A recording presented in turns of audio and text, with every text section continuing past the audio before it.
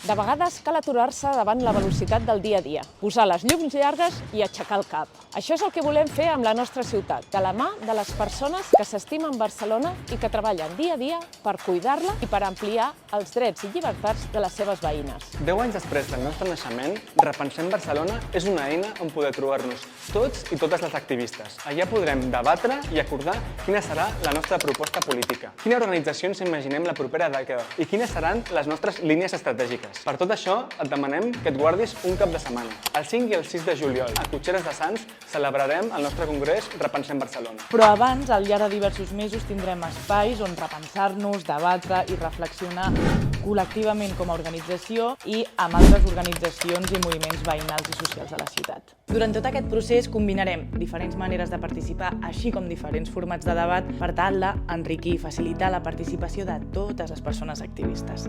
Qui podrà participar? Totes les persones activistes de Barcelona en Comú podran participar amb dret a veu i a vot. A més, es generaran altres espais d'intercanvi d'idees i d'opinions amb veïnes de la ciutat i amb actors claus com associacions o moviments socials. Quan participar?